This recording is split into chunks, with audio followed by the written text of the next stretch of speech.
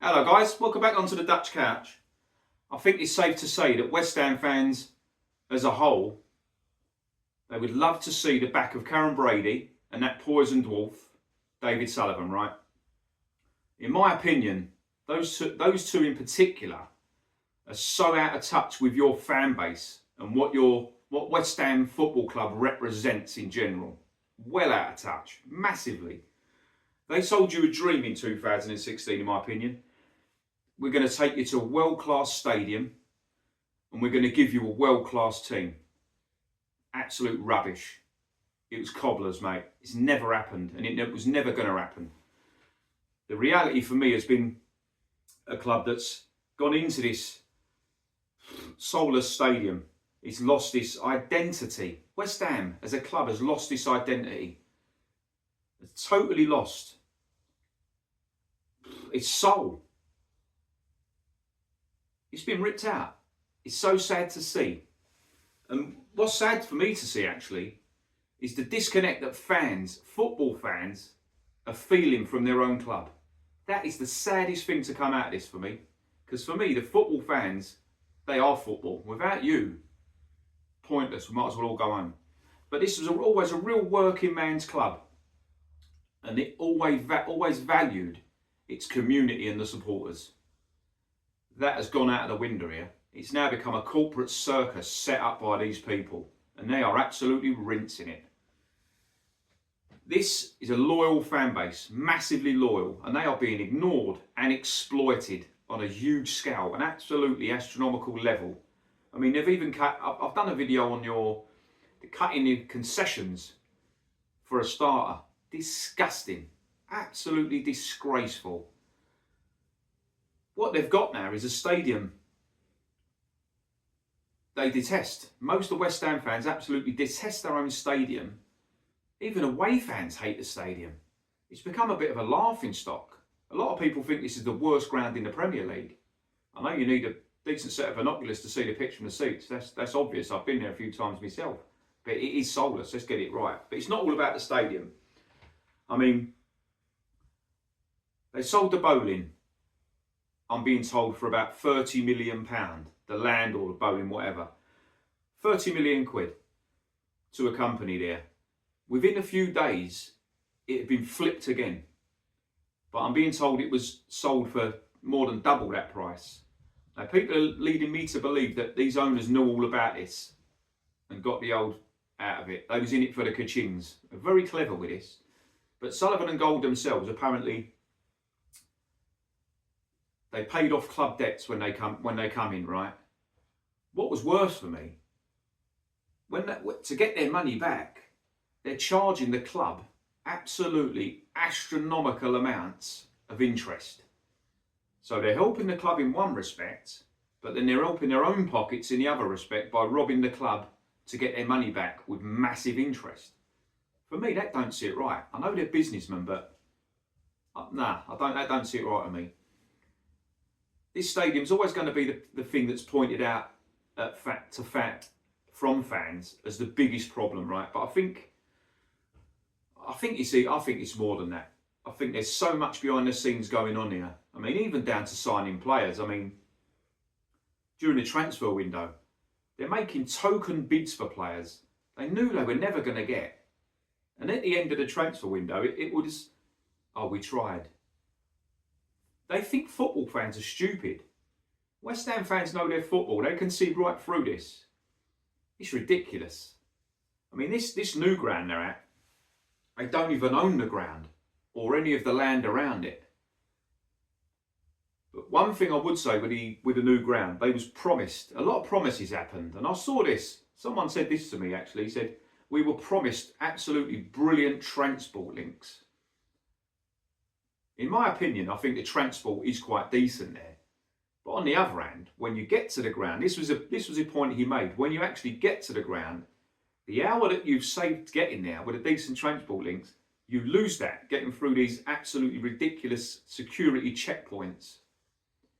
And it gets worse from there, because when you get past them checkpoints, you're then confronted by something that I just do not think represents West Ham Football Club in any way, shape or form. A fucking fucking poxy DJ. I mean, I went there and I walked around this ground and I thought, you know what? It is characterless. It all looks the same. It's pretty generic all the way around. It's a typical new build for me. Characterless and soulless. But when you see a DJ and hear a DJ outside a football stadium, for me, the only noise outside and inside a football stadium should be the supporters making an atmosphere. And that is your biggest problem at that ground. You cannot create an atmosphere.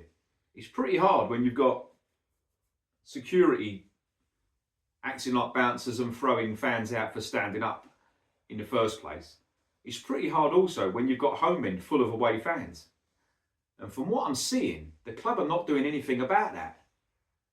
I'm seeing this online, I'm seeing videos. There's nothing being done to stop these away fans getting into the home ends.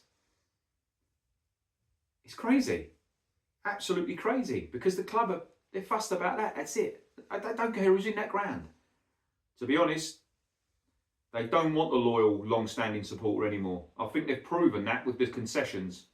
The over 65s and that, they don't give a monkeys about them anymore. The ones who have stood on them terraces for 40, 50 years, they don't care. They don't want you.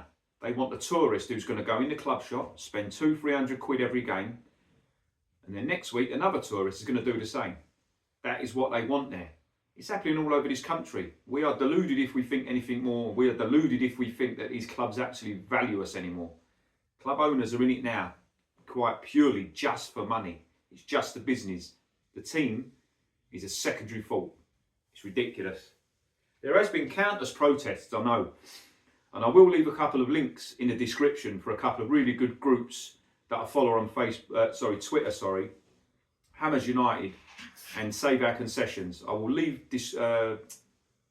their links in the description because I think they'd be really good people, West Ham fans, to have a look at. They do great stuff. One thing I found really sad about this, I read a disabled season ticket holder, right? This was disgusting. Disabled season ticket holder. He had a car parking space right near where he sat. So he had really good accessibility to the ground, which was perfect, brilliant on the club. Well, they decided to move the car park for the disabled round to the other side of the stadium, leaving this guy in limbo, and he's had to give up his season ticket. So now he's not getting, I don't know the guy personally, that might be his only social activity of the week. Now he can't get to watch West Ham, a club he's probably been supporting for years and years and he loves. I think that's disgusting. The board making, like I said, board are making silly bids for players. A lot of my mates said this to me. They say, we see these bids for players. We know they've got no intention of paying the money. It's all to try and please us. And one person did actually say to me, he said, the year that you had Dimitri Payet there, when you went into the stadium, he wanted to leave. I think there was interest from Real Madrid, but he was promised a load of top players at the end of that season to come over. And I think all you ended up doing was buying a load of has-beens on loan. Getting on loan, sorry, not buying. Sort of says it about those owners. Broken promises, even to players. It's sad. And I don't think these owners can hide behind this Europa League conference trophy they won. Don't hide behind that and say, we delivered you a European trophy. That's ridiculous. Dreadful recruitment, in my opinion. I mean, you've only got to look at the last manager, Lopetegui. Absolute disaster. He was a disaster. It was never going to work. It never worked. The fans made it clear early on it wasn't going to work. Cut your losses. I mean, I'm hoping they've got a decent manager. I'm hoping this turns out.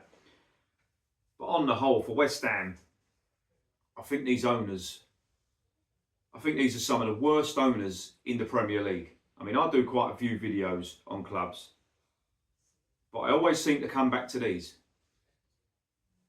And I don't think I've ever heard anything positive about them. I've only scratched the surface here. I mean, I've spoke to people, I've spoke to fans. They've told me a lot of in-depth stuff, which I'm not going to talk about on these videos. I'll let you make your own ideas on these, let you make your own decisions, because I don't want to come out with stuff that might be incorrect, really, and hearsay. But all I can say is when owners come into a club, and that club at that time, from the outside, is so passionate, has such a I've always seen West Ham as a classy club. I don't quite know what I see West Ham as now. I think the spirit, like I say, I think the soul's totally gone out of it. The identity, that's the word, identity of West Ham Football Club for me is massively different to what it was. I think it's so sad, like a lot of clubs in this country. We've gone into this corporate circus now. I think this is one of the clubs that has been massively affected by this. Owners treating it purely as a business, and the first team and the football in general is a secondary. It's ridiculous.